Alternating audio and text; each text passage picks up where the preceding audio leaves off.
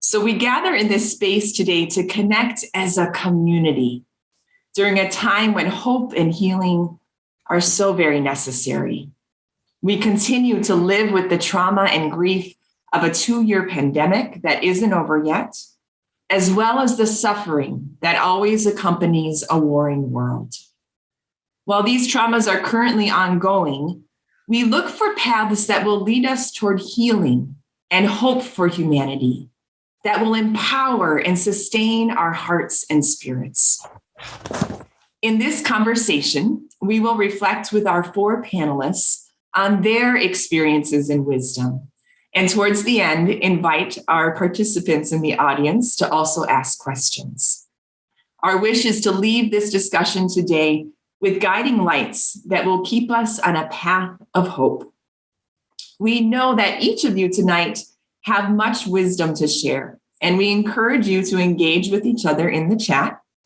If you have a question directly for our panelists, please message either myself, Joanna, or Georgie with that direct message with your question, and we'll get that to the panelists. And there's Georgie, yes.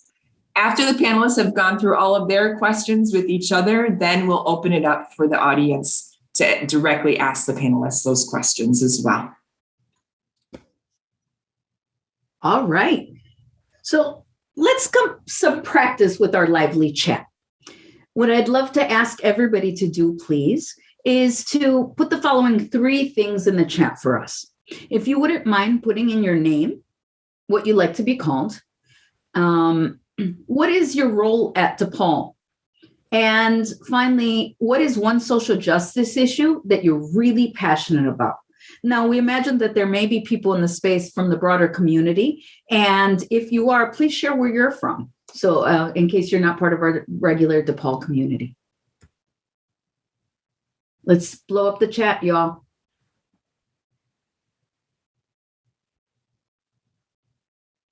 Uh-oh, I'm worried. Where's our passionate folks? You're using things like blow up. This is the Easter season, Georgie. You already got people blowing up things. Yes, ma'am. Suzanne Dumbleton's here too, y'all. It's good to be with all of you. I love the DePaul community.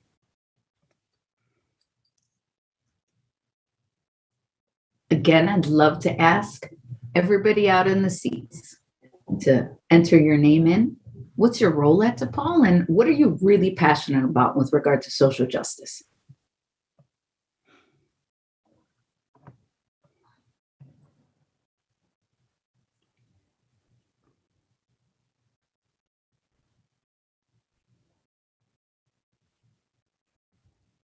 Aw.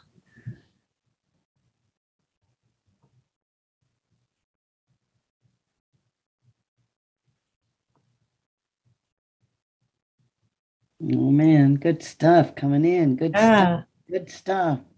This is amazing. Interesting. I know it always takes a moment for the typing to happen. I think that's it's always the delay. Yeah. So it's clear we have a wonderful group here for this conversation this evening. I'm going to take some time to introduce our panelists, and then we will dive right into our conversation. So this evening, we are blessed with the presence of Sister Helen Prejean, anti-death penalty advocate and activist, who's been educating about the inhumanity of the death penalty for more than 30 years. She has served as a catalyst for the Catholic Church's anti-death penalty stance and has shaped the debate around the world. She's also the author of Dead Man Walking, her book about accompanying a man on death row, which has now been adapted into a film and also a graphic novel. Sister Helen's most recent book, River of Fire, is her spiritual narrative of waking up to justice. Thank you. Also, we've got with us the magnanimous Georgina Leal. Gina is... If you let us do the adjectives, Georgie, you should let us do the adjectives. Okay. No, sorry. Thought it was you. You were talking about. Helen, what? Excuse me, Gina. Excuse me. I'm muting you. I have not been eating sugar. No, forgive me. Gina, please, let us go to Gina. So Gina is our ministry coordinator in the Division of Mission and Ministry at DePaul, and she served in this role for about 6 years now. Through the role, Gina oversees the DePaul Community Service Association and the Community Peacemakers, 2 programs that invite DePaul students to live out the Vincentian mission through community engagement and social change here in Chicago. Her work also includes accompanying DePaul students through Vincentian leadership formation experiences, such as weekly reflections, retreats, one-on-one pastoral care, and any tutoring on Shakira and Shakira's life that you might require. Gina is like the expert. Gina is also a graduate student in the Critical Ethnic Studies program at DePaul University, and her research interests include identity formation, race and racialization, citizenship, and Mexican Chicago, something that I find myself passionate about as well. Thanks very much, Gina, for joining us. Thank you, Gina. Welcome. We are also lucky this evening to have Anne Russo, who teaches in Women and Gender Studies at DePaul and is also the current director of the Women's Center. Her teaching, writing, and organizing focus on queer, anti-racist, and feminist movement building. Her most recent book that a student recently told me they have on hold at the library because they don't have time in their class schedule to take her class is called Feminist Accountability, Disrupting Violence and Transforming Power. And this book explores transformative justice, prison abolition, and a community accountability as practices that cultivate communal healing, intervention, accountability, and transformation in response to systemic, intimate, interpersonal, and state violence. Welcome, Anne. Oh, thank you. And because what we are all about at DePaul is our students. And we're all here because of them. We are all here to serve them. We have an amazing person joining us today. Olivia Hamer is a senior studying English and education.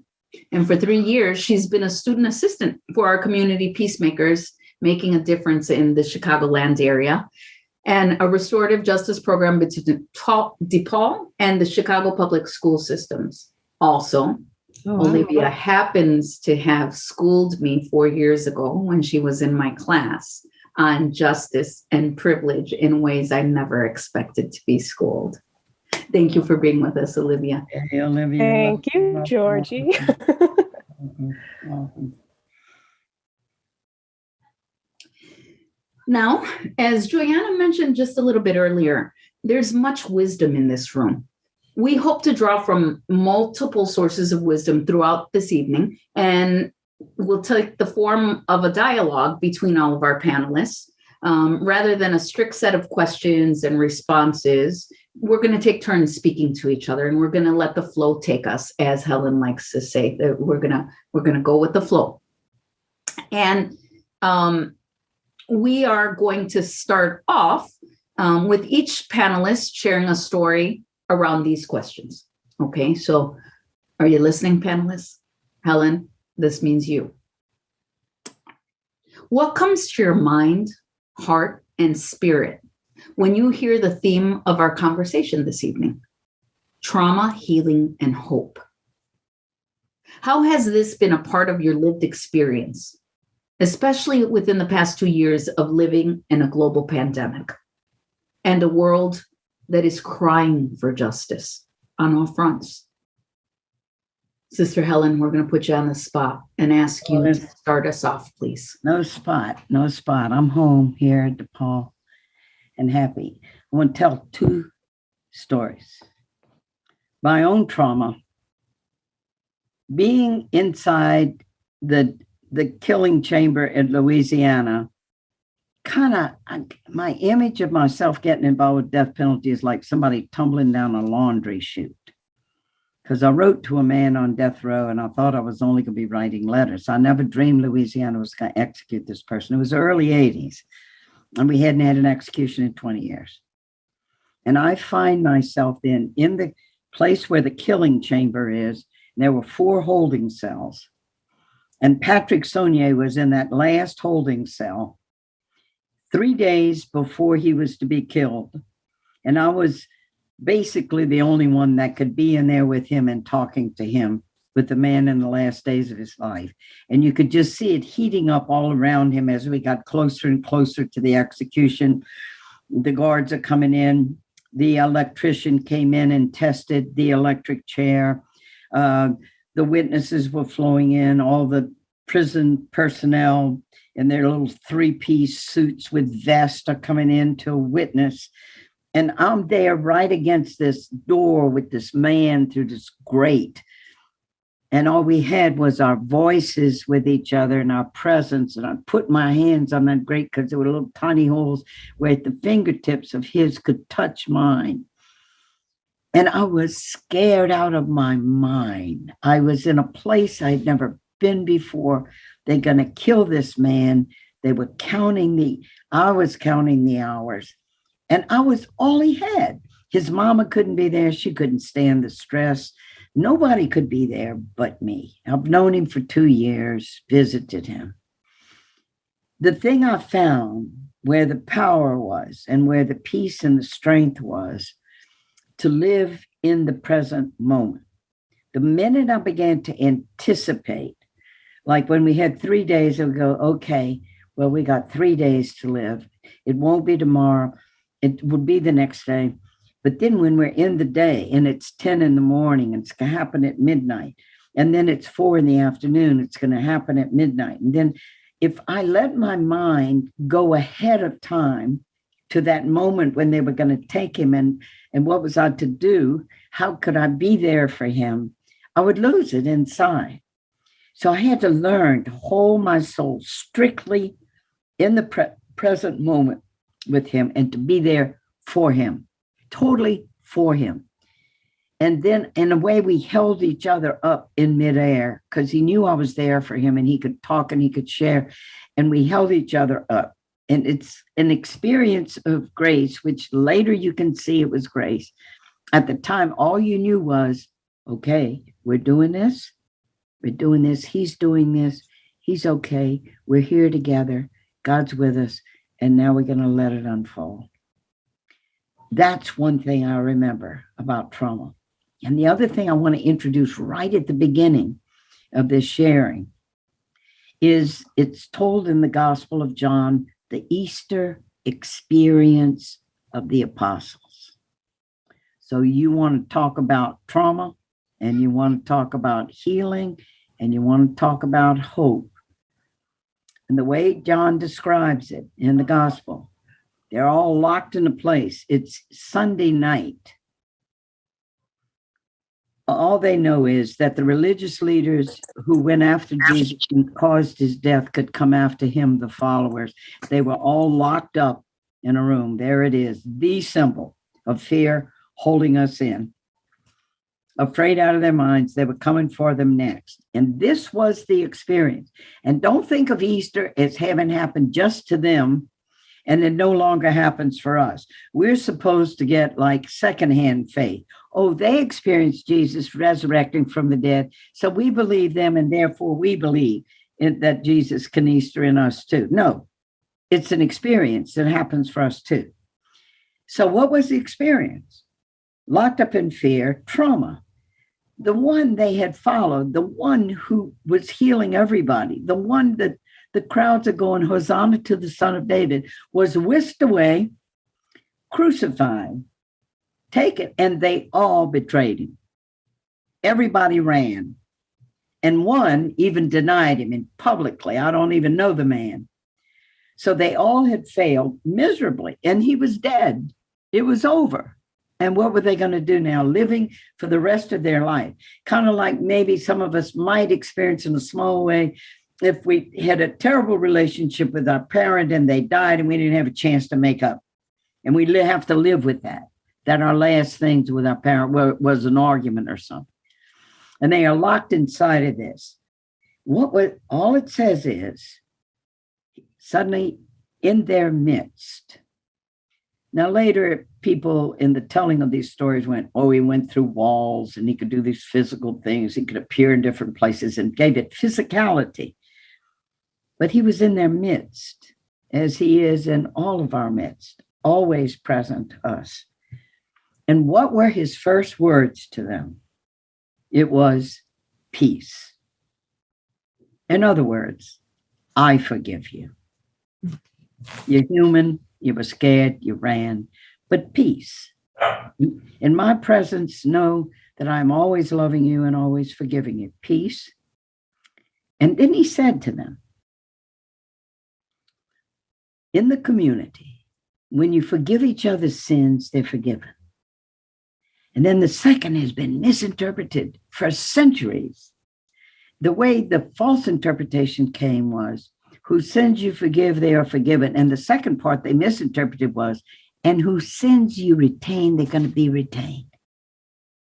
And in the institutional church, those words were used to try to substantiate the sacrament of confession. But Sandra Snyder's, who wrote these reflections on the resurrection, asked this question. Do you think an all-forgiving God is going to give human agents over? No, I don't think I'm going to forgive you right now. I'm going to retain this for a while until you do such and such. And where they misinterpreted the word, it wasn't whose sins you retain will be retained. It's those that you hold fast will be held fast. That community means you forgive each other and you hold each other fast. You're committed in love to each other to hold each other fast through thick and thin.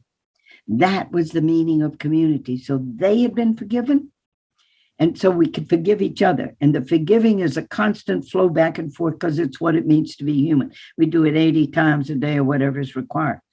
And we hold each other fast. And what does it mean to hold each other fast in community? For me, with death row inmates, it meant first I wrote the letter and then I visited and I continue to visit and I hold them fast and they hold me fast. That's been everybody I've accompanied on death row, everybody. And then it was then that he commissioned them. And now go out, and he commissioned them to spread this message of love and forgiveness through the whole world. I commission you. You live it in your own life. You experience, you hold each other fast, and they're going to see the love and forgiveness in community. And that is what is going to spread around the world. And that is what we so desperately need. And I will be with you until the end of time. That's the resurrection experience, which we all need to experience over and over again. So that's my introduction to trauma, to the healing, and to the hope. Hope means that there is power in us, first of all, to live it in our own lives, and then that we can bring it out to others because we experience it ourselves. But it's always, always in community. Nobody does this as a lone ranger. I go stand in front of my mirror, I do my little meditations, I work it all out, and then I go do it. It's always in community, and that's what I love about DePaul. It's what I love about St. Vincent de Paul and Louise de Marillac. It's in community that we do it together. And that's just what we're doing on this panel. And I'm glad to be here. That's my opener. Now let's hear from everybody else. Dang, you've already given me a lot to think about. We're going to do that for each other. I hope so. Go, Olivia. Okay, I'll go. I think for me, I don't know, the hope part of it, I think is what I've been struggling with lately, because I feel like for myself, particularly since the start of the pandemic, my sense of hope has just changed so much, even in like really, really small ways. Cause I don't know. I mean, everyone here knows like 2 years ago, everything just shifted so suddenly and so dramatically. And I feel like now I don't have the ability to like plan ahead anymore, which I don't know. You were talking about how, you know, you were talking about being in the present and not anticipating things, but I feel like I kind of want to be able to anticipate things. I know it's different. It's different. Yes. No. And like, I know. I don't know. My sense of hope has really been like impeded, I think, by all of that, even in little ways. Like I was talking to Gina and Joanna about this before, but like if I'm making a Christmas gift for somebody in my family, or if I'm trying to like plan out a trip to see family or friends, it's hard for me to find the motivation to do those things. Cause I feel like since March of 2020, there's been this voice in the back of my head that's like, well, you don't even know what the world is going to look like in 1 week, let alone in 5 months. And so, might as well not even make that gift, might as well not even plan that trip, et cetera, et cetera. So I feel like, these past years have done a number on my ability to like plan ahead, which in turn is my ability to hope for things. They feel like very intertwined. And, hope is a huge part of like day-to-day life, as well as just fighting for long-term anything. So yeah, those are my thoughts. Not the most optimistic, but those are my thoughts. That is so real. That is so real. Thank you. Yeah. That is so real. Yeah. Wow. Okay. I'm just I feeling all emotional, with that, just listening to both of you. And but I'll start with hope, Olivia, because you really brought it forward to me. And there's this amazing Black feminist abolitionist, Miriam Kaba, and a lot of people have grabbed onto, as have I, her, just a sentence: hope is a discipline. And that's something that I really held on to. And I've been really trying to think, like, what does she mean by that? Because I think there's been so many moments just in my life, but also in the last couple of years, of just feeling overwhelmed or hopeless, or just feeling like, oh my God. But then I remember her words of hope being a discipline, and the idea of leaning into community and to connection and to all the people that are gathering to make it different. And so I've been thinking about, I read something recently where she said it's like an everyday practice. Like if you think about hope as a practice, that it's not something that is just going to come over you because of something outside, but it's really like in what you're doing, So I've been really thinking about that a lot lately, and thinking about when I'm feeling. Another person, Shira Hassan, who is a transformative justice abolitionist, very good friend of Miriam's.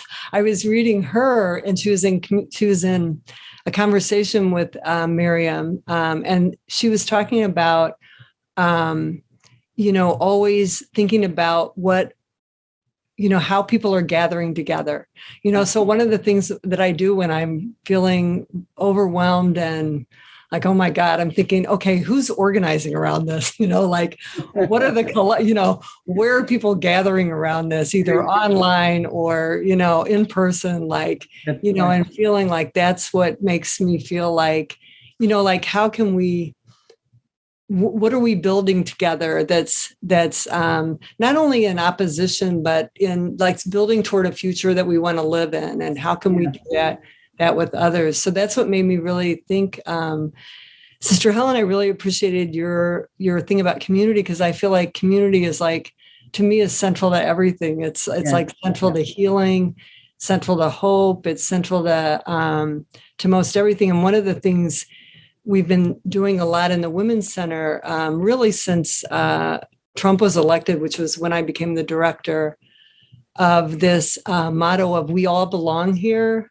We will defend each other." And I think it's it was really created. I don't know if the phrase was created, but there was an artist, Micah Besant, and it's this beautiful image, which I could share at some point if people are interested. But really thinking about that idea of belonging, and how can we really build belonging and community into our work, but always thinking of that idea of we all belong here, and who's the we, and how can we expand that we, but also that we'll defend each other. Yes. When, the anti-Muslim, laws, the anti-gay stuff that's going on, the horrors that are going on the border, the police violence and killing, all of those things. And so I think that's another, I don't know, it's a place of like building, because I do think that in these times, community and connection and relationship is is just integral. So, so Mhm. thank you, both of you, for, I don't Yeah. know, bringing that all up in me. And, yeah. Oh, thank you. Look, and I'm taking notes on what everybody says because we're going to tease some of this stuff out. This is great stuff already. Like hope is a discipline. I say hope is an active verb. You got to be practicing it or you don't experience it. But there's so much good stuff here. I'm taking notes. I don't know what y'all are doing, but we're going to come back to this stuff. All right. So we got Olivia, and we got Anne, and who's next? I'm next. And I mean, everyone's shared so many things, which just kind of brought me to different places. And I'm glad, that this is being recorded so that we can return to this. But some of the things that I thought about in terms of healing and hope are similar to, like Anne, you had mentioned about belonging. And I always think about how we belong to one another, right? And that responsibility, like what that responsibility entails, right? Not that we just share in space together, or that we have, superficial conversations or know kind of very superficial details about one another, but this very serious commitment to each other, and that we're interconnected, and that our actions impact the lives of others, but the actions of others impact our own lives. And so when I thought about the pandemic and the last 2 years, I think that was one of the greatest challenges for me initially, is this complete disconnect from community, or how I was living community, how I was experiencing community. And that was an incredibly traumatic collection of moments, right? And trying to figure out, how do I exist in this world? Because I had all of these practices that tied me to healing, to hope, and suddenly they just didn't apply to my day-to-day reality. And in many ways, sort of, Olivia, like you had shared, I feel like I'm a completely different person today because of what's happened in the last 2 and some years. But in some ways, I think it forced me to not ignore trauma in a way that in some ways I felt I could be distracted from it, just like how present it can be, and how I could avoid it by kind of just like doing other things, or but I think that initial disconnect from community made me value and appreciate, but also try to think of imaginative ways to reconnect with others, because of how important and how integral it is to like my own sense of healing and hope. I also think of that as it made it very aware. And Sister Helen, I know you mentioned this. I don't know if this was in our conversation or a little bit earlier, but like knowledge. And I think something that gives me a lot of hope in community is when I felt very isolated at the beginning of the pandemic, I felt so utterly alone, right? And I had all these questions kind of coming into my head of like, what am I supposed to do? Like, what am I even living? I would wake up and I just think like, what is this? Like, it almost felt like it was unreal what we were waking up to every day. But I didn't have anyone other than who was in my home, right, to kind of process these things with. But just making me realize what's given me hope as we've begun to kind of return to connection, or as I learn new ways to connect with people, that I don't need to have all the answers, right? There was a lot of pressure I think I put on myself of like, I need to know how to deal with this. I need to know. And what I've pieced together in the last 2 years is just how crucial it is for me to be in conversation and to share in that vulnerability of the uncertainty and the fear and the anger, and to work together to hear from each other, right? And to see the wisdom of each other's experiences, as I think is kind of happening in this space.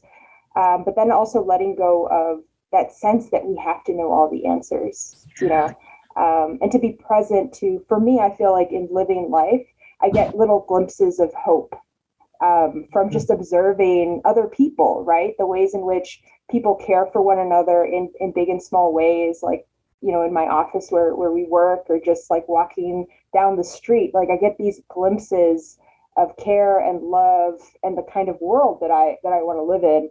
And that kind of allows me to see, like Anne, what you talked about, this vision of something else, right? That we don't have to be isolated.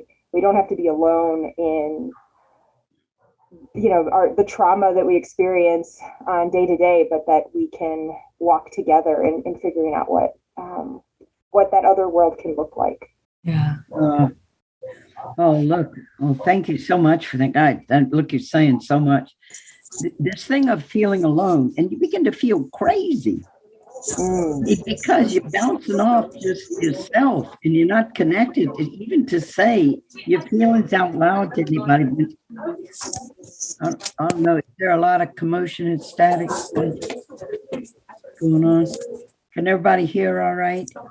Yeah, Okay. I think so. Well, let's just keep opening up on the thing of the vulnerability. You know, to be an autonomous, self-contained person is just a huge, huge thing of our day. The individual takes care of you, take care of yourself and all that. Your whole little contained package. And you're not porous and you're not interdependent. And, you know, and women especially have been taught that you are not that. I mean, that you're the one, the helper, you're the, you know, the whole thing, all the images, all the signals we get as women that we're not up to being the leader. We're not up to the whole thing. Just yesterday, I had a sobering day. Before our Judiciary Committee of the Louisiana Legislature, we had a repeal bill for the death penalty. And I work a lot at the national level. I've worked in many states that have abolished the death penalty. And I had a sense of that power in me, that you can have a real conversation and you can change things. Very sobering. The 5 Republicans refused. There was 1 Democrat on the panel to even allow it to get out onto the floor. There was just an experience really of powerlessness, the extremism in the positions. But one of the people there was this man named Brett. I forgot his last name. He drove all the way from Shreveport, Louisiana, to come to Baton Rouge to testify. His mother had been murdered. A body was found in the woods. And the first thing the police came on the scene said to him, "Tell us what you want us to do, and we'll make sure he never even gets to trial." And it upset him so badly of now having the police saying they're going to use violence to get his mother's murderer. And he kind of just fell on the ground, vomiting, and just lost it.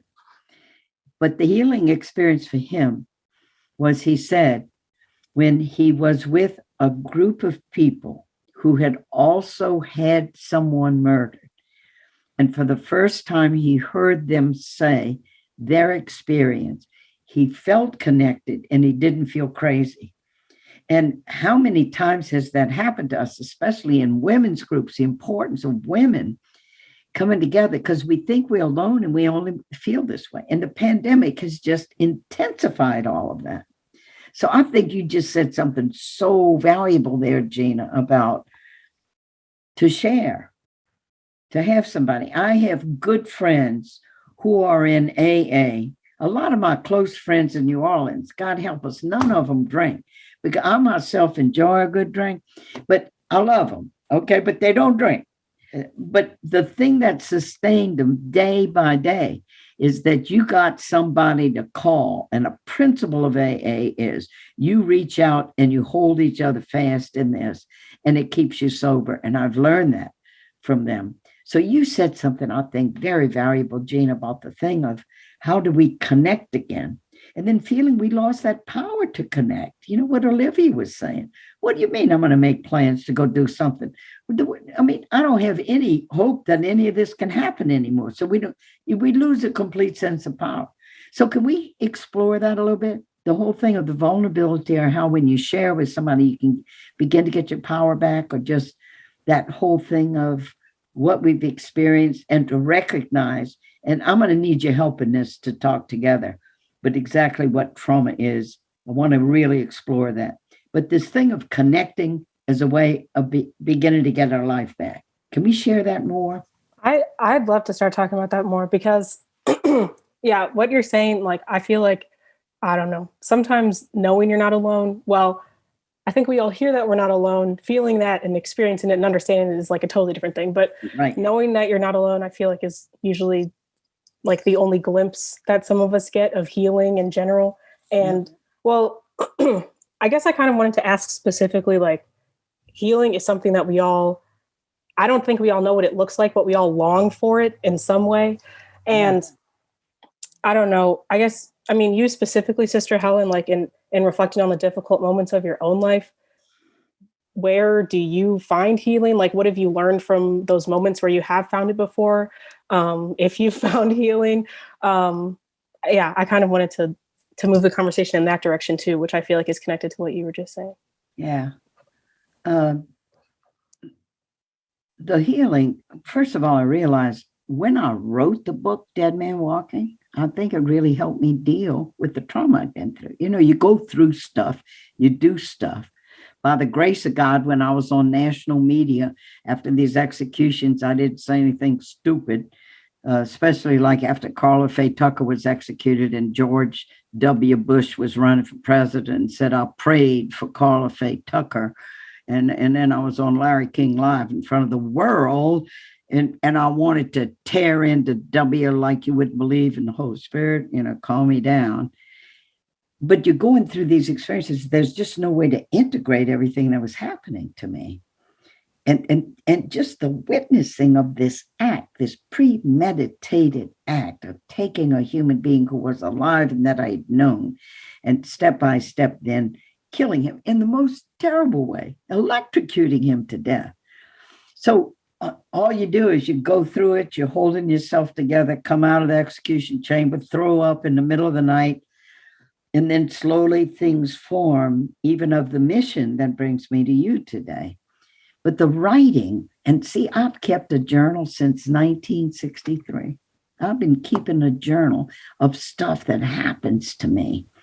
And just to put it out on a page, you know, it really helps me to recognize what I'm feeling. And I read this book by Eric Fromm a long time ago, The Art of Loving. And he said to be in touch with what we feel. You know, why am I down right now?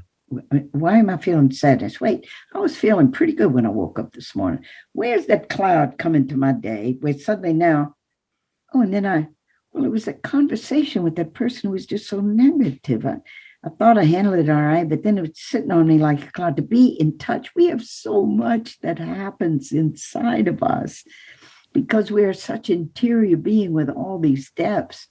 So the writing of Dead Man Walking is definitely something. And then part of my healing, I have been present at the killing of 6 human beings, and I haven't always been active to end the death penalty. For a long time, I was passive. I was ignorant. I wasn't acting in hope to change anything. And I feel responsible partly for that, because anytime when we're not awake and these things are happening and we're not helping to change it, I feel that deep personal responsibility. And then I'm the witness. Then the moral imperative is I got to get out and I got to tell the story. It's just a moral imperative in me. And every time I do, there's a part of me that I'm doing my job, that I'm doing what God called me to do. And I'm the witness and I got to tell the story. And in a way, then I feel that I hold up the humanness of those human beings that were treated like disposable human waste. I'd say their names with reverence, and I hold them up as a way of honoring them. And that is also healing for me because I couldn't stop it. I couldn't prevent it. I was there with the witnesses and, you know, and just had to be there, and I could not stop it. And when you're witnessing something and you can't stop it, I don't know, I just feel guilt from it. And so it moves into action. And that's why I said hope is an active verb, because we have to act out of what we know. We don't know everything. And that's why we need community, because we share that knowledge, you know. And so those are some of the things, you know, because there's a deep thing throughout the whole universe that every sentient living being has a way of self-care, of homeostasis, of getting back in balance within ourselves. Little birds that get traumatized and they sit in the nest for a while, that kind of, I guess we would call it self-care. And then in the spiritual dimension of our life, to just go to that deep place. I'm okay. I'm going to be okay. And then that impulse to go out to love others and connect to others. That's probably the healthiest thing we can ever do. But we do need to take that time, though, to really be in touch with ourselves. Like, who said that about the trauma, not to be able to, that was you, Gina. You know, the distractions that we can feel and not deal with the trauma. That's some of my thoughts. What do y'all think? What does this spark in you?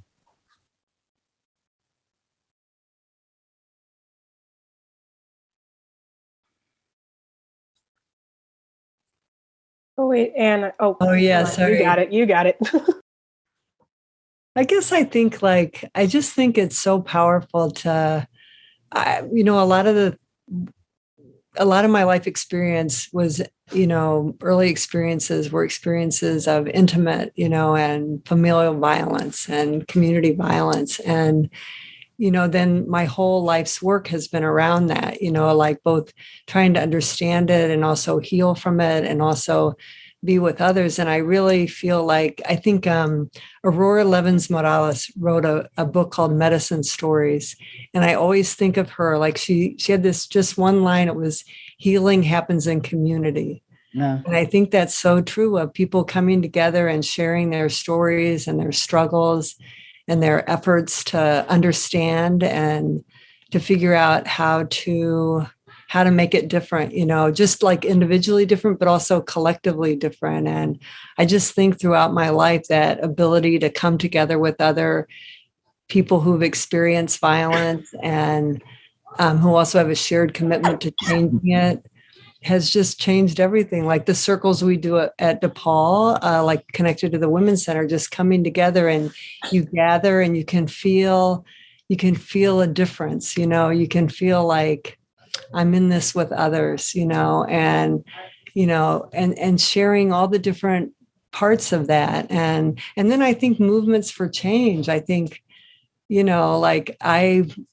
wouldn't be able to, I would be in a very different place if I hadn't been part of something that called out these injustices, in all these ways, and realize that it was unjust and wrong, and to be with others, in these small, intimate gatherings of, circles or support groups or, consciousness building groups, but then also being, out in the streets and, protesting these more macro injustices. And I think that's just been so healing. And I really think healing is also like a journey. So I was also reflecting on that.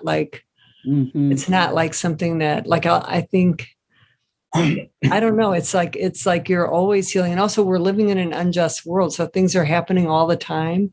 That we're also impacted by and continue to be hurt by or to be hit by, whether it's happening to us or witnessing what's happening with others. So I think, like bomb after bomb after right, bomb. exactly. And how do we live with that? I really love your idea.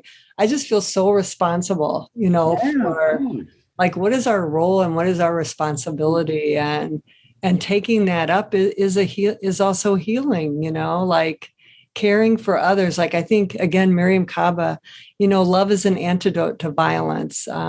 And that's a powerful frame. So. That's really good. Somebody else to get in on this. What do you think, Gina? Something that I was thinking a little bit about was, I'm someone who I feel I'm a very emotional person. I feel things very strongly. And in some ways, that can be a great burden, but it can be a wonderful gift as well.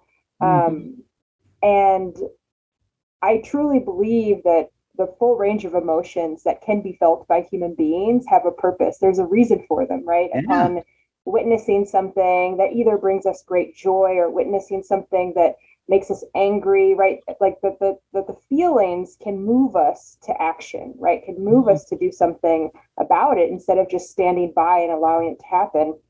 But I think we also live in the US in a society that is about repressing a lot of that, right? Like not feeling and denying and pretending that a lot of the suffering that we witness every day in big and small ways and different forms of violence, that they don't exist, right? And that things are great. And that if we just work hard and we kind of, stay in our lane, that, we can exist as individuals and everything will be fine. And that anyone who experiences violence or suffering, it's their fault, right? Instead of seeing again the ways in which we're connected, and how powerful, and that's why how important it is to hold those spaces, right? How I think countercultural, to push back against that idea of denial and to hold space to be fully human. What I see as being fully human and feeling everything that we feel and just living our lives.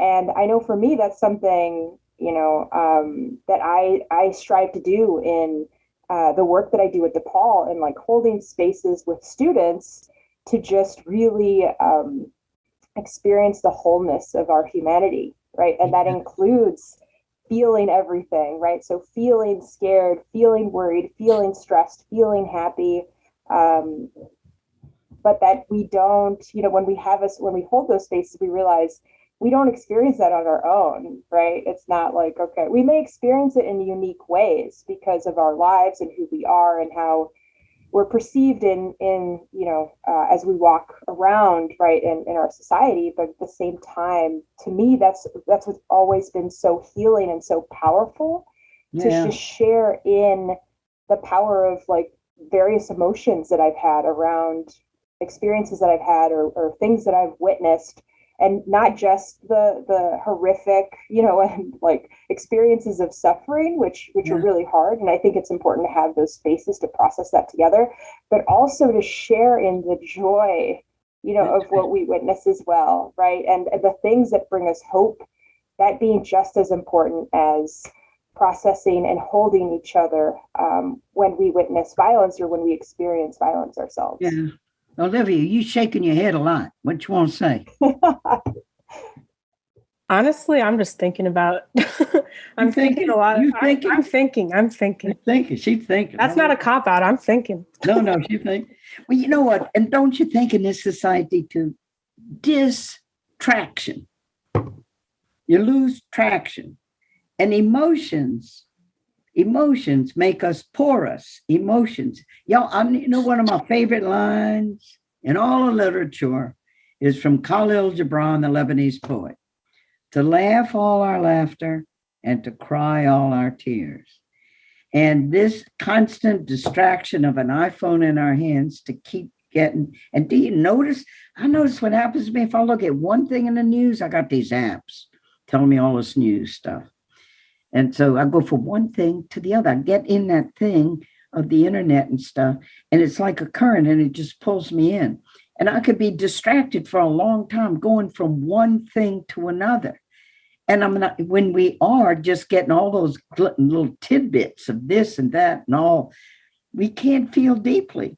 And so the importance of silence and being present to ourselves and meditation is just really super important. Don't you think? Don't you think? You opened up some really great stuff there. And also when you said healing's a journey, you ever notice this about emotions? Just how it's not like this upward thing or just down to greater and greater depths, It's one day you're feeling great and the next day you feel like crap. It's like I'm nowhere. I'm starting all over again. You ever have that feeling? You know what I mean? Sometimes even like hour to hour, not even day to day. There you go.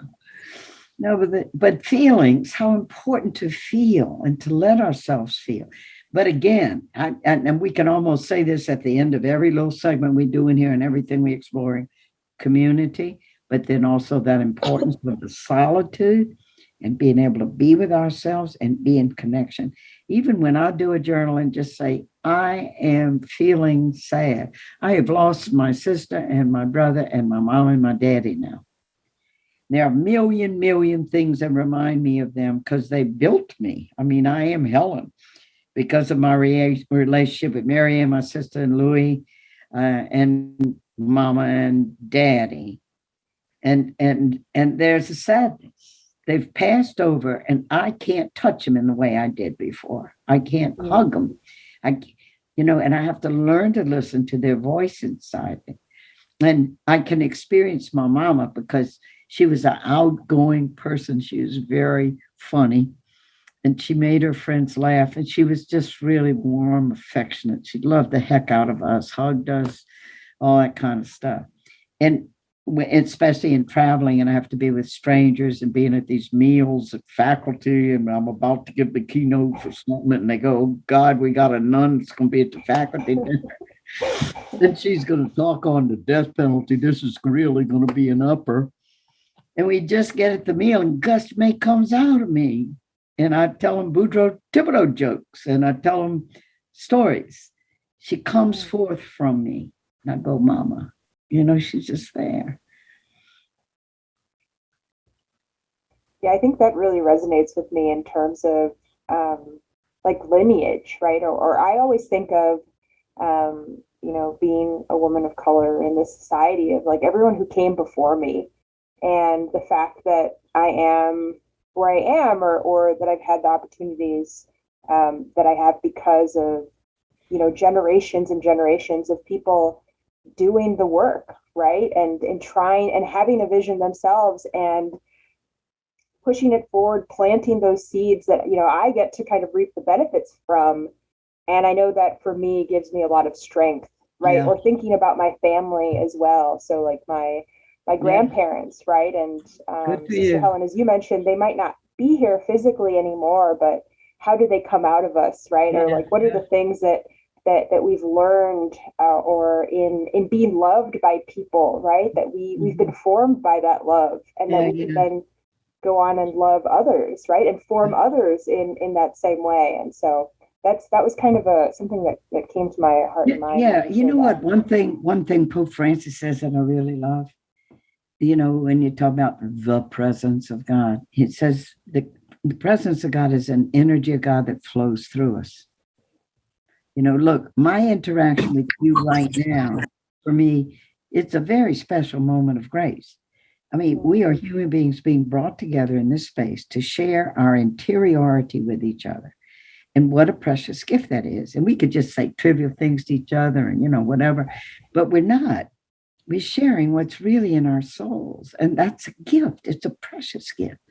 And that's what, it sustains me. It really sustains me. Yeah. So the emotions, our poor men, we have to help our men in our society. The poor babies. Boys, I don't know. We can't get off into this whole thing. I know they're wonderful men, but it is hard for them to be whole because of this daggone emotion thing where they feel they have to be self-contained and they got to know everything. That's really dangerous for them. When most men die, if I got this right, I'm a nun. Okay, y'all can tell me all about men.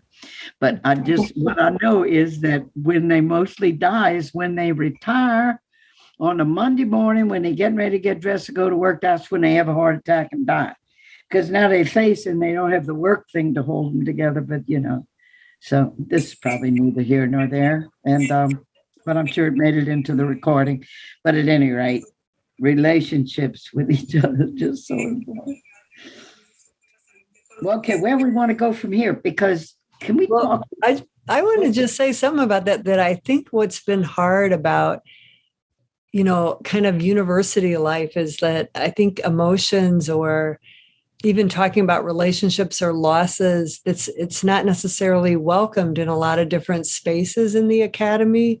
And so I think that, that was one thing I struggled with over, in the last year, when it's like, okay, now everything's back to normal. So we're not going to talk about it anymore. Or I don't know, just the difficulty of like knowing, like, I don't know, sometimes I'll run into somebody in the hall. It's like, they lost their parents or they lost their, but I didn't know, you know what I mean? And, or you're in meetings and everyone's just talking about kind of business. And, but, I'm feeling the heaviness of like what people are experiencing or feeling. And I think that's one of the things I think is so important to like,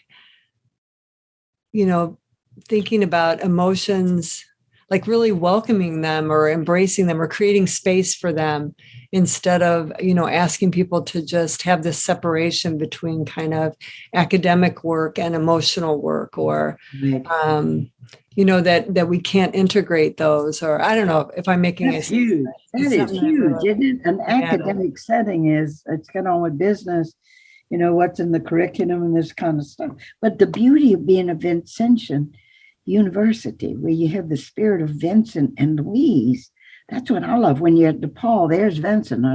It's that spiritual space where we know we can always go to the deeper place together, and we need to open up those spaces for that. Yeah. I mean, somebody could have lost, like I lost Louis. I lost my little brother during COVID. Sorry, yeah. And we could go and we could, but to be able to talk, that is spirituality. That's the spirit of Vincent and Louise. They were living in a time where people were dying like mad. I mean, they had the starvation sickness from the time people were babies. They didn't get enough nurture from their mother's milk because their mother was starving. And you had all these starving people. I mean, just huge trauma and huge loss. And the spiritual place is the place where Vincent asked, well, what must be done? But first, what must be felt? Yeah. What are we going through, and how can we be with each other in this spiritual space? And to feel that presence of Jesus in us, that Jesus dimension. You're not alone, you're here. And in the community, sometimes only prayer can do that. Yeah. The music that comes with prayer, the silence, the being together, the holding of hands, to those spaces invite us then. And sometimes that does more for us than a dissertation on here's what you're going through with this trauma. You know what I mean? Absolutely. Olivia, you're shaking your head again, and you can't just say this time you thinking. Olivia. I know. It's the last thing you said that, I don't know, sometimes the more spiritual methods of healing do a lot more than, you said a dissertation, but, like in what I heard was then the academy can never do. And I don't know, that's something that I struggle with a lot. And I think it's hard in the past few years. It's been hard for me to figure out, like, what exactly am I supposed to be prioritizing? Am I supposed to be prioritizing, feeling X, Y, and Z, or am I supposed to be prioritizing, I don't know, turning something in on time? Because sometimes those two things seem like they can't happen at the same time. I think a lot of times those things seem like they can't happen at the same time. And obviously I want to be prioritizing feeling X, Y, Z. And so I don't know. I don't have an answer to that. I mean, I have answers of what I think. I know the answer should be, but I think about that a lot. You don't have to have an answer at all, I don't, but I want it. I mean, and aren't more and more meditative kind of papers? It used to be you get knowledge from experts, you put it together in a paper, and then you pass it on stuff. But integrative kind of knowledge, especially in theology around spiritual things, or just the integrated, in my personal experience. What is this? When I went to get a master's in religious education, and we had to do a paper, and it was the first time I told about this in River of Fire about awakening to justice. That it was the first time I said, I am not just going to do a paper and quote all these different theologians and all this stuff. I'm going to connect it to my own experience, and I called it Sparrow Song. And it was all about connecting to my own experience. And so I began to do that. So then when I wrote Dead Man Walking, that was coming out of my own experience and stuff, but it's to integrate it with us. And so there's just so much. We are such interior creatures with the levels of being in us, and to explore that. And then to share.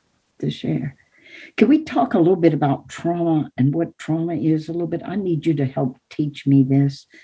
I want you to know that I do work closely in love and have friendship with one of the lawyers, Denny LeBoeuf, who is one of the lawyers defending people in Guantanamo who did the bombing and who have been terribly tortured, and they are defending. She's the lawyer defending them, and they are right now working out, hopefully, what will be a deal with the military, not to seek death for them, but where they might live their lives. They allow them to be in community.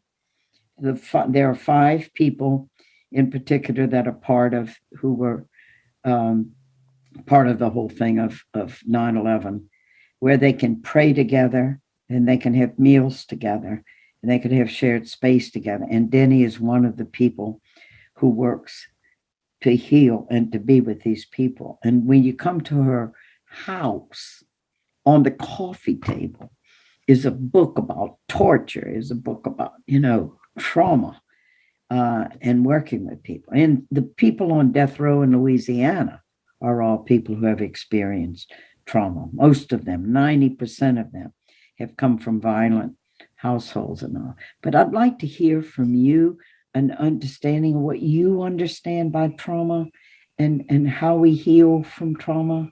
Could I just have whatever your understanding is about it, or anything you want to share from your own life or what you know? I need to learn about this more.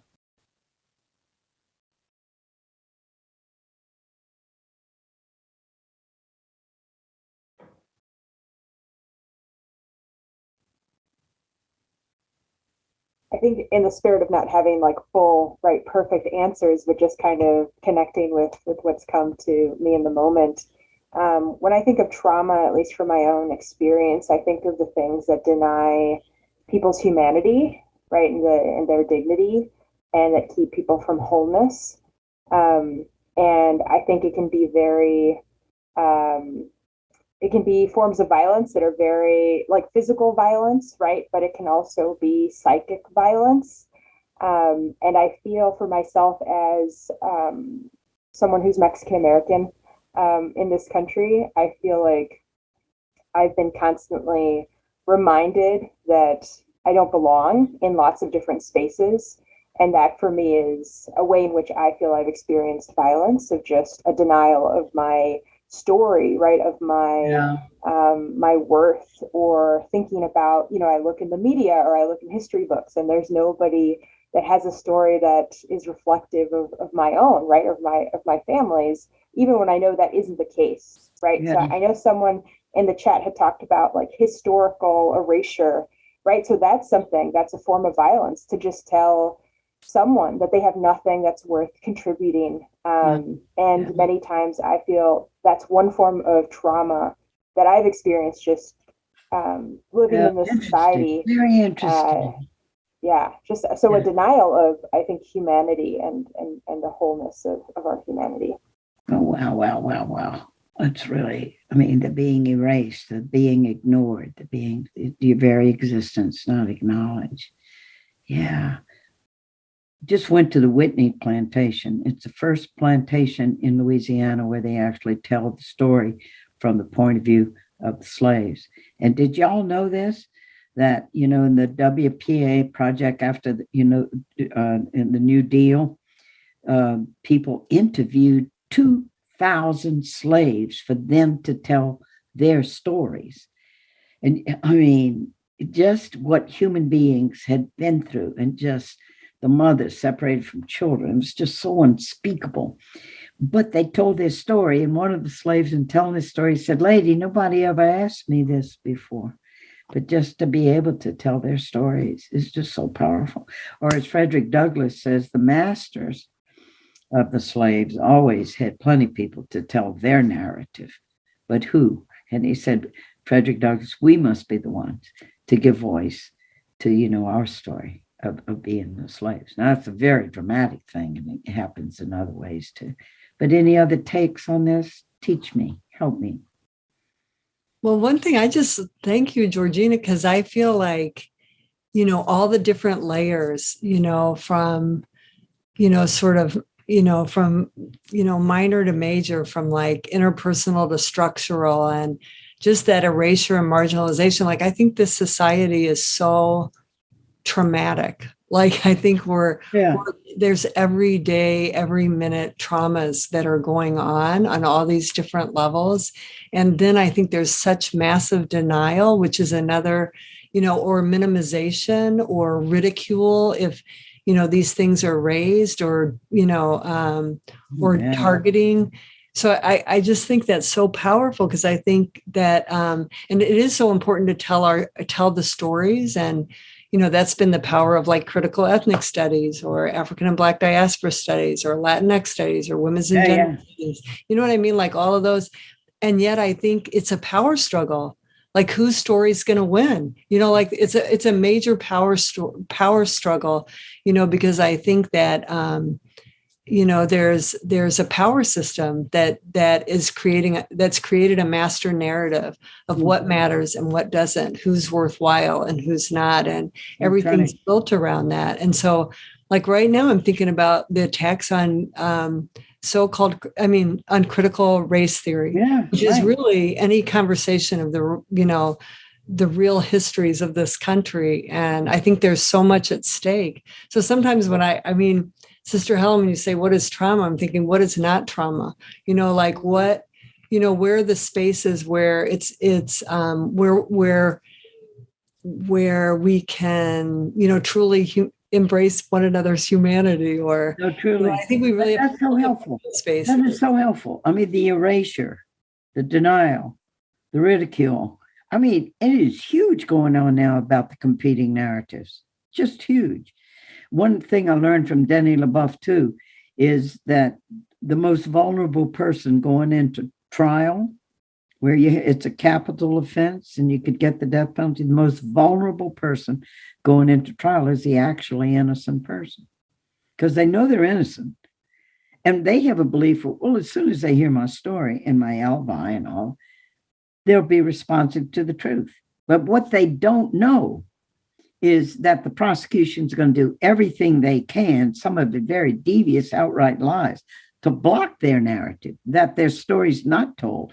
And only the master narrative of the prosecution is told. The man that I'm visiting and accompanying on death row right now, Manuel Ortiz, going on 30 years. And there were all kind of lies told at his trial. Lie after lie, and kept back the truth so he couldn't get his story out. And the jury believed what they heard. And now he's sitting on death row, and he's sitting on death row for 30 years.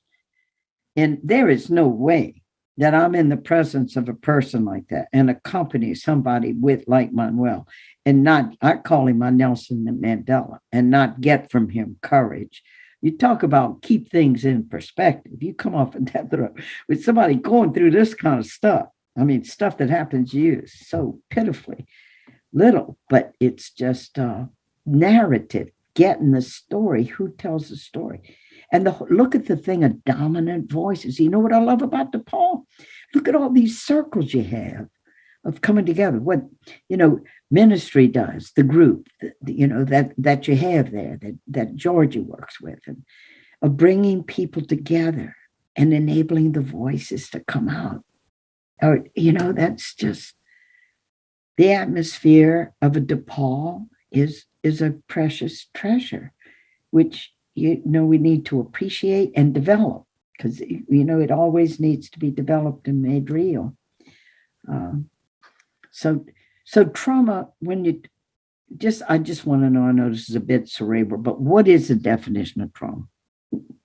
What you said was not trauma, but that's not too helpful. But what is it? What is it? How do you know if you experience trauma?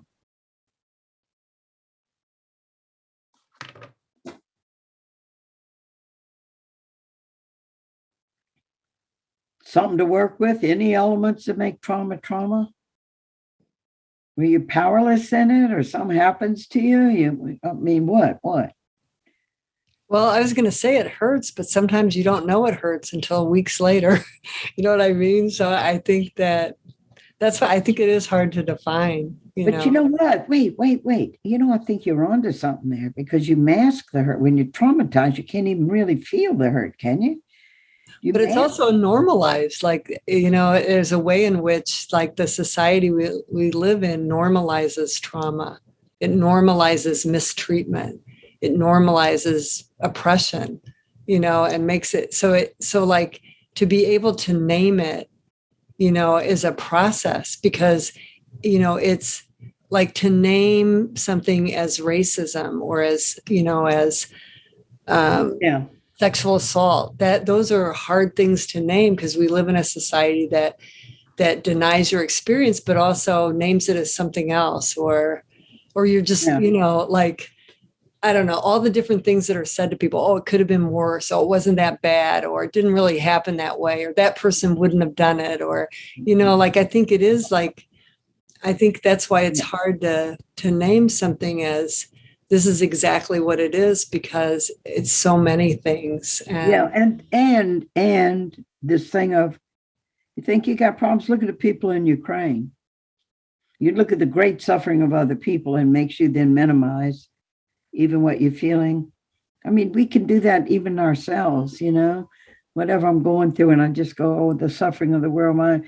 But to name it for ourselves, that we're feeling it, to be able to.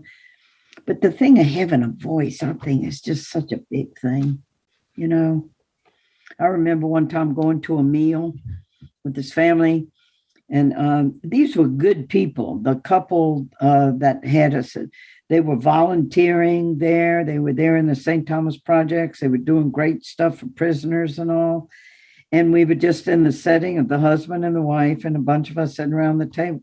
And the man dominated the whole conversation at table. And when we came out of there, a friend of mine said, I'm never going back to that house for a meal. Did you? He dominated everything. And I mean, there was just no way to get your voice in, even at the meal, the dominant voices. So trauma is something that happens to you that's so bad you can't name it. Is that a beginning? But something that it shuts us down in some way? I think it can. I don't know that it always does. Yeah. But something you said, Helen, also reminded me that voices, having your voice heard counts. It matters. Yeah. Somehow it lifts us out of places of darkness and into the light and into hope and into possibility, right? Yeah. And makes me think that, I don't know, trauma looks like a lot of things. It can shut us down, but it can also make us loud.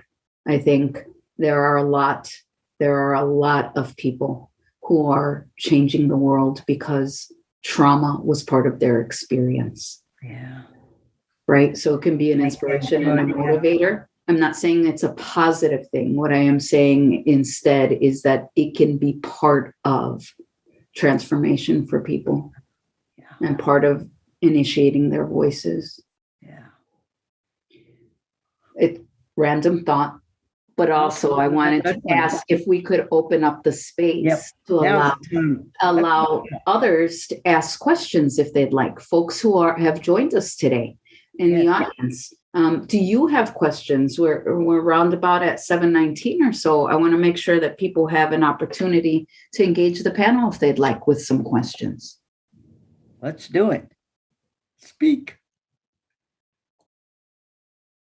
Or comment. Brilliant insights are also welcome. Or not so. Even middling, fair to middling insights also welcome.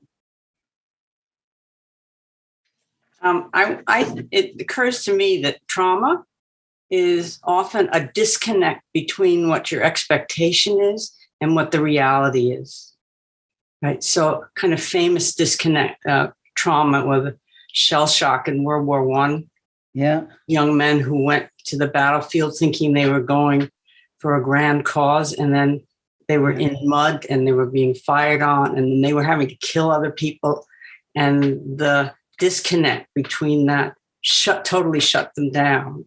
Well, that's interesting. Between that expectations and the glory, God, that military does that, doesn't it? You get to be in that parade with the drums and the bugles and everything's glory, and then you're in the mud trenches and they're shooting at you. Well, I think it was, your dinner experience had some similarity because you had expected to go in and have a convivial gathering of equals. Right? I mean, yeah. This is Suzanne talking. Identify yourself when you come on. Hi, Suzanne Dumbleton. Yeah. Okay. Thank you for that. Somebody else. Sister Ellen, I have a quick question. How has your role, do you think, been affected, being a woman? If you were a man, do you think you would have maybe entered spaces? Would you be respected in spaces differently? How did you break through into the role that you have now? Was it difficult as a woman? Can you talk a little bit about that? Yeah, it's interesting. You got to combine the thing of the woman who is a nun. Because, nuns are free range, like a free range chicken. Or you're free ranging the thing. I mean, I'm realizing this more and more. The fact of being a nun gave me access to intellectual studies, a community of support and all. And so to get out in the world with community support gave me a great freedom. But you got to know something had happened. In that death chamber there in Louisiana, only men had been chaplains before to accompany people to execution. And when this man, Pat Saunier, didn't want the usual priest who did this, who only thought of giving him the sacraments over and over and over and over again. And at the end, he just said, no, I don't want to have any. I want to use my last moments with Sister Helen. Well, they were PO'd, to put it mildly, and went to the warden and tried to keep all women off death row. That women could not handle being spiritual advisors, only the men could do it. We had that little skirmish behind the scenes, and I had face to face with the warden to just say, yeah, women can do this. And it was all about the way I was caring for him and the way the priest who just knew the sacraments and to give him the sacraments over and over again. But you got to know there was that little skirmish that happened over the woman thing. But it's a woman, I'm a woman in community. And that I found is, and I don't know, and I don't want to do stereotypical stuff, but women are close to things. I mean, I experience it as a woman, that we're close to things. We listen, we feel, the whole thing you said, Jean, about all your feelings, long live feelings. We need to have feelings, and I think that really helps me. I think it helps me. So, I mean, I'm only doing what I know I have to do, but I realize the interconnectedness, interdependence of the community that I'm in. And that's one of the reasons I love DePaul. And the reasons I put the archives at DePaul, and by the way, I see Jamie's here from the archives, is I recognized in the Vincentian charism that it was that tender love of people, but doing justice. And I went, yep, because I had other offers to put it in other universities, but I'm going for DePaul because of that whole spirit of who you are and how you do things. So somebody else, come on, who's out there in that chat? Anybody else want to say something?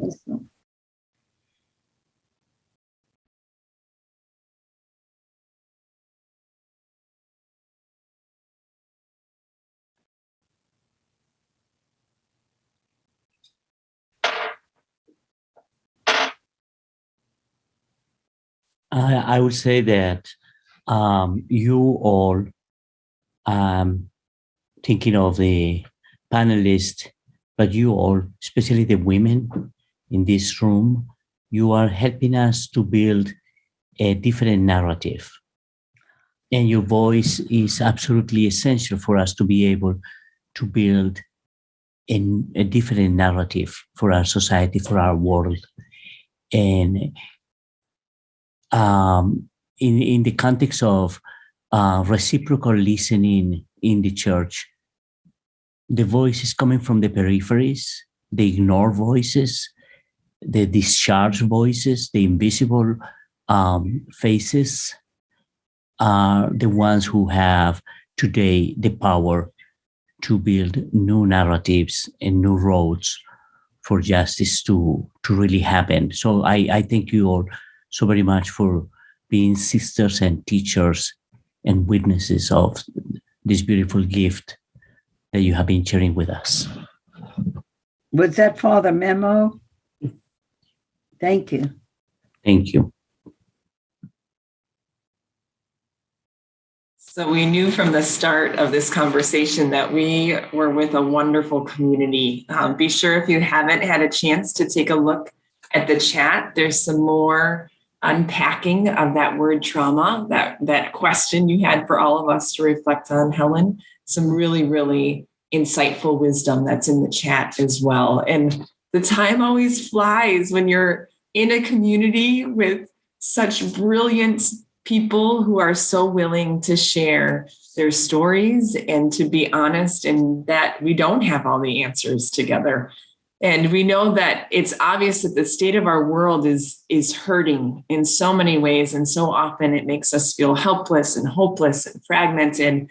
But I know for myself, today's conversation really showed a collective need to walk a path that moves us towards justice, towards healing, that closes those distances that we may have been experiencing.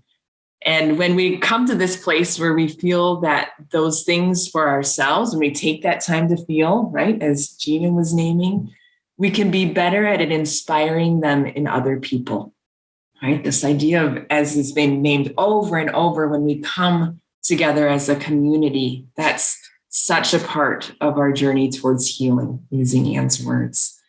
So we hope that all of you have taken something with you today, and that serves as a light and an inspiration as we go forth.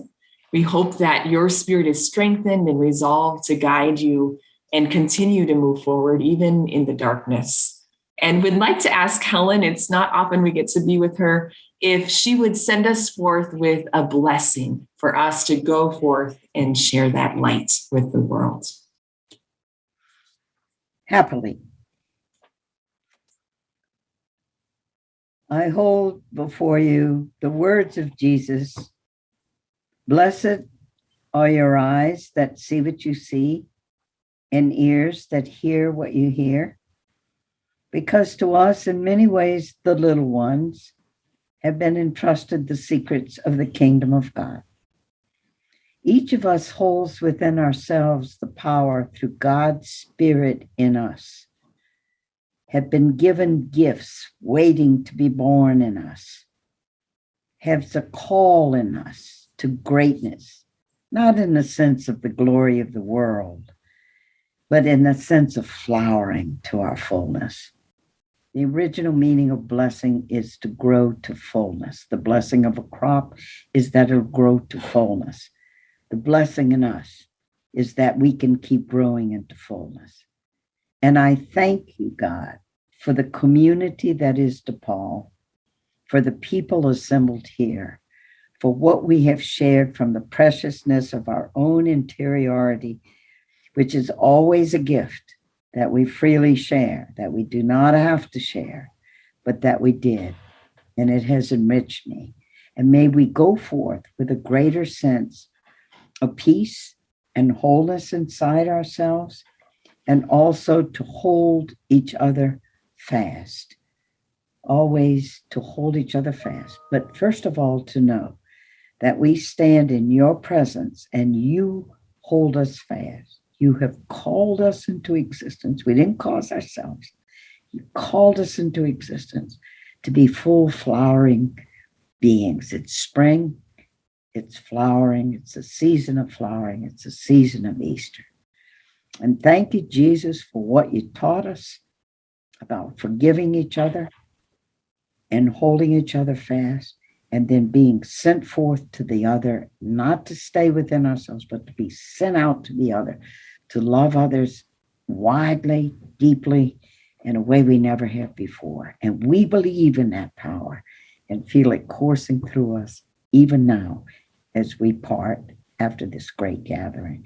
Thank you for everybody who organized this, the people behind the scenes, the tech people that helped it happen.